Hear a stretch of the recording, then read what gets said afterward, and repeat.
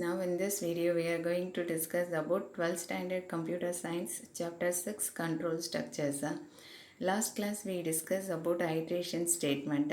How many iteration statements used in Python programming language? There are two iteration statements used in Python programming language.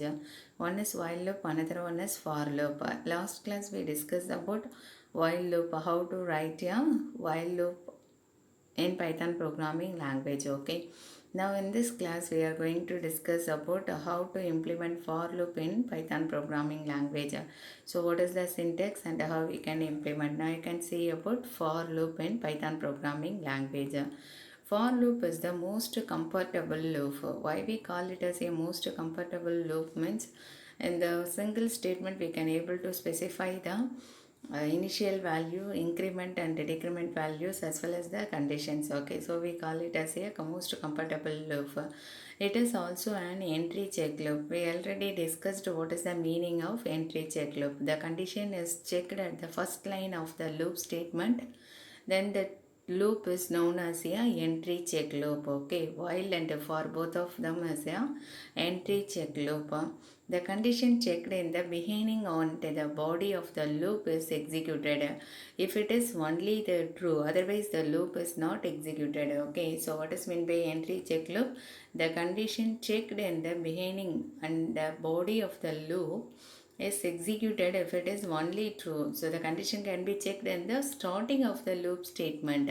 If the condition is true, then only the body of the statements can be executed. Otherwise, the body of the loop statements can be skipped. Okay, that is known as entry check loop.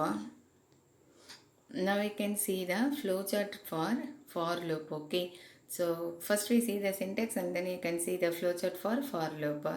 So syntax for counter variable in sequence. Statements black 1 and then optional black is else. Statements black 2. We already know no. Within square bracket the statements are given means that statements are optional one.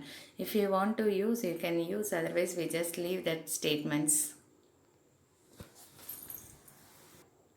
So in this syntax, for is the keyword. After writing the keyword, write counter variable.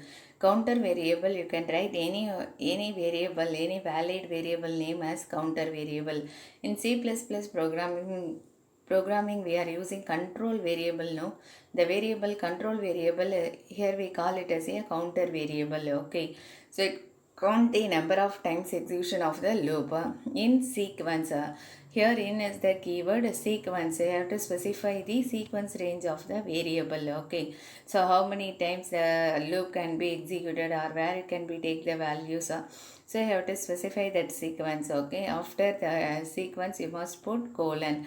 And then statements black 1, this is a true part. Okay, if the condition is true, the statements black 1 can be repeated until the number of times specified. Okay, and then optional black is else part. Else colon, when the condition is false, the control automatically goes to the else part. And then it executes the statements black 2. The counter variable is control variable. So in C++ language, the counter variable is known as the control variable. Okay, here also we can counter variable is similar to the control variable. The sequence refers to the initial, final and increment values. Okay, so the sequence refers to the initial, that is updation values are given in sequence. It specify the initial, final and increment values. For loop uses the range function in the sequence to specify the initial, final and increment values. Okay, so in for loop we can use a range function to specify the initial, final and increment values. Now you can see the flowchart for loop. Once the control enter into the for loop, for each time in sequence last item reached, so it check whether the last item is reached. Okay, if the last item is not reached, then body of the loop can be repeated. Okay, So the last item is not reached means the body of the for loop can be repeated again. So each and every time before repeating the body of the statements, it check the condition whether it can be reached the last item. So once the last item is reached, then it exit from the for loop. Okay. Otherwise, it repeat the body of the statements again and again. Okay. So see this flow chart. First it check the condition. For condition checking we are using dimension box. Okay. So we check whether the last item is reached. If the last item is not reached, then it goes to the next body of for loop. Okay. Again it repeated. For each repetition it first check the condition and then repeat the statements. So once the last item is reached, then condition is yes and then exit from the for loop. Okay. Is it clear? Okay, now we can see the range function. So range function, it used to generate a series of values. Okay, series of values or list of values. If we want to create one list of values, then we can use a range function. Okay, so it generates a list of values starting from start to till stop minus 1. Okay, so the end value always takes n minus 1. If we are giving the end value is 5, it takes 5 minus 1 is equal to 4. Okay, that's why here specify stop minus 1. Now you can see the syntax for range function. A range of start comma stop comma step. Here range is the keyword. Range function is having three parameters. What are the parameters? Start, stop and step. Okay, so the parameters, more than one variables is there means we just use a comma to separator. Okay, how many parameters have range function? Three parameters. What are the parameters? Start, stop and step. Here step is the optional one. Okay, if you want to give, you have to give. If you want to increment the value more than 1 means you must specify the step value. Okay, if the step value is not given, by default it increment the value by 1, where start refers to the initial value. Here the parameter start refers to the initial value, and then stop refers to the final value, and then step refers to the increment value. This is optional one. So if you not specify the step value, then it increment by default it increment 1 by 1. Okay, so if you want to decrement the value or if you want to increment some other values, then you must specify the step value. Okay, now you can see the example program for illustrating the for loop.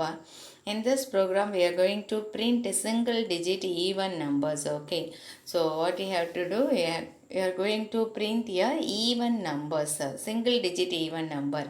So the even numbers from 2 to 10. Okay, single digit even numbers means before 10. Okay, okay, now you can see the program. For I in range of 2 comma 10 comma 2. Here for is the keyword, I is a counter variable. I told you know the counter variable is any valid variable name. Okay, you can give any valid variable name. In this program I is used for counter variable in range. So range is a function is used to generate a list of values. Okay, so range within bracket, how many parameters the range function is having? Three parameters. Start, stop and step. Okay, here the start value, start means initial value. The initial value is 2 comma stop, that is final value is 10, and then increment value step, step is also 2. Okay, and then see the next statement. In this statement we are going to print a value, that is we are going to display the output on the monitor. Print I comma end equal to, we just leave one space. If you want to leave tab space, what do you want to do? We just give slash t in this quotes. So if you want to give only single space, then we just specify the single quotes. Okay, quotes and then leave one space and then put one more quotes. So this is used to leave space between the numbers. Okay, so in this statement for I, what is the initial value for I? I initial value is 2, and then it check 2 less than or equal to 10. The last item is not reached. Okay, so it goes to the next statement, that is body of the loop. Here body of the loop is having only one statement, that is print I comma end equal to empty quotes. Okay, here end is the parameter of print function. It is used to leave space between the numbers. Okay, so print I, first time it print the value 2. Again the control transfer to the for loop and increment the value of I by 2. Okay, so what is the value of I currently? I is 2. Okay, so again the control transfer to the for loop. Now the value of I is incremented by 2. Okay, so 2 plus 2 we get the value 4. So 4 less than or equal to 10. Again condition is true, that is the last item is not reached. Then it goes to the body of the loop and print the value for I, that is 4 will be printed. Okay, again the loop goes to the for loop and increment the value of I by 2. Already the value of I is 4, so 4 plus 2 we get the value 6. So it print the value 6 and then leave one space. Again the control transfer to the for loop. Now the value of I incremented by 2, so 6 plus 2 it gives the value 8. So next line it print the value 8 and leave one space. Okay, so now again the control transfer to the for loop and increment the I value by 2. So 8 plus 2 the value of I is get 10. Okay, so 10 compared to the end value. So end value 10 means see this for loop 2 comma 10 comma 2. So which one is a final value? 10 as a final value. It always take stop minus 1. Okay, so 10 minus 1. So what is the total value it takes? 10 minus 1 means the last value is 9. Okay, now it compares the value of I is 10. 10 less than or equal to 9. The condition is false. So the last item is not reached. Okay, so it exit from the loop. So the program statements can end. There is no other loops or no other statements are specified. So it comes out of the program code and display the output 2468. Okay, is it clear? So this loop statements can be repeated until the last item is reached. Okay, so 8 less than or equal to 9, the condition is true, so the loop statements can be repeated. Okay, so after this statement the value of I is incremented by 2, so the value of I is 10. 10 less than or equal to 9, the condition is false, so it exit from the loop statements and show the output 2468. Okay, is it clear? Now you can understand how the loop statements can be executed. Okay, now we move for the next example for loop. In this example we are using else block also. Okay, so I told else block is the optional one. If we want to include, we can include this else block when this else block can be executed. When the condition is false, the else statements can be executed. Okay, so the same example we are using else block also. Okay, for I in range of 2 comma 10 comma 2, print I comma end equal to empty space. Okay, that is single quotes. Else colon print end of the loop. See this example. In this example, for statement and else statement is written in zero indentation, and then print, both the print statement it can be written one tab space. Okay, after giving one tab space. Why you are leaving space before this print statement? Because these statements are inside of the for loop and else block. Okay, so if you want to specify within a for statement or within a else statement, you must give indentation. Okay, so we already learned the main program starts from the zero indentation. If you want to show inside of the statement, inside of this block, then you have to give one tab space. Okay, so for that only we are leaving space before this to print statement. For I in range of 2 comma 10 comma 2, here start value is 2, end value is 10. Always the final value it takes a stop minus 1, so it takes a 10 minus 1, the stop value is 9, and then increment value, that is step value, is 2. So for every time the loop statements can be repeated, it increment the value of I by 2. Okay, so last we discussed all the steps, and then else block. When this else block can be worked, so when the value of I is reached 10, 10 less than or equal to 9, the condition is false. When the condition is false, it automatically goes to the else block. Okay, so it print the value 2, 4, 6, 8. After 8, the value of I is going to 10. So 10 less than or equal to 9, the condition is false. Once the condition is false, the control transfer to the else block, and then it show the output print end of the loop. So print statement is used to display the content on the monitor. So what is the message is given within this print statement? End of the loop. So the message end of the loop can be displayed. Okay, now you can understand how to use else block in for statement. Okay, so else block can be executed once the condition is false. So is it clear?